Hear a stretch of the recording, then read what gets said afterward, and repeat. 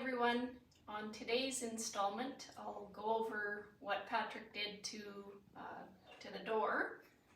If you take a look inside, you'll see that the last episode we showed he had stripped it all, and now he's epoxy primed all inside the door. And show you something neat on the door here, what he did. He drilled these alignment holes on the hinges and through the door so that when he put the door back on, just line up those holes and the door fits pretty great. Take a look at the body gap here. Take a look at that. Looks pretty good to me. Next up, he's gonna work on the passenger side door. He'll strip this side, then flip it over, strip the other side.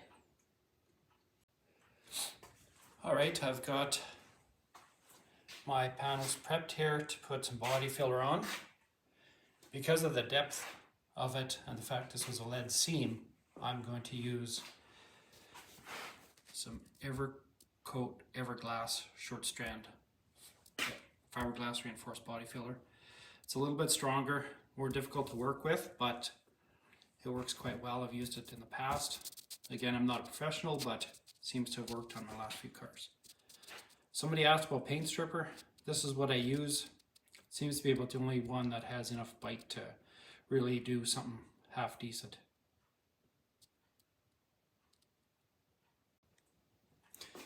This is my second coat of the body filler.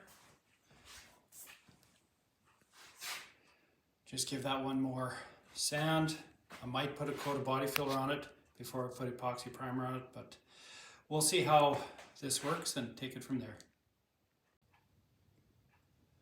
All right, I just have to mask the car up and epoxy prime it.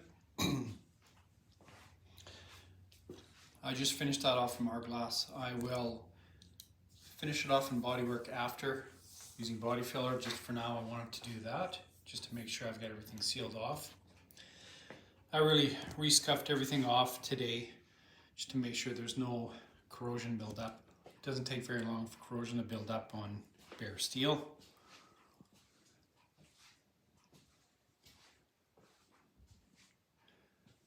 I will be using PPG epoxy primer, and I should, if all goes well, I should have it primed today. Alright, as mentioned before, I'm going to be using some epoxy primer. In Canada, I can't get the sandable one that sounds really nice and is a filler as well, but I can use this epoxy primer. I use it quite often on bare metal. What I've learned over time is basically just to let it cure for a week or two before you have to do any sanding.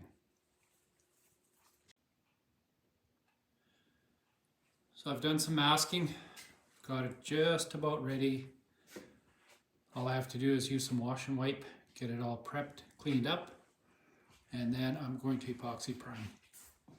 You notice I've left the trunk as is, because I'm going to take it off and strip it after, but because I don't have much room on my garage, I'm stuck with what I've got.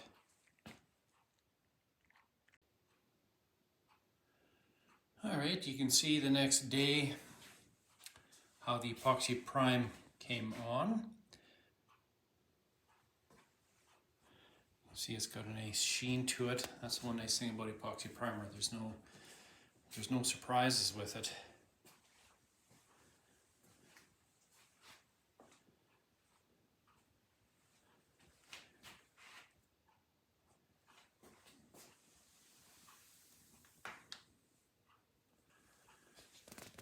You will notice I haven't fixed the rust on the rocker panel yet. That'll be coming later. I've got the door epoxy primed on the inside, so I'll try to put that on. Get it lined up to the holes, and then start stripping the outside of this door and then taking the other door off and working on it.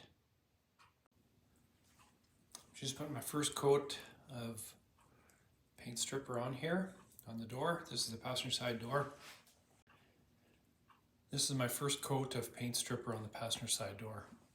You can see I put it on reasonably thick to make it work. It seems to be working quite well. I'm just trying to see, it looks like it's been repaired before because I can see primer. It seems to be lifting easier than the other side has.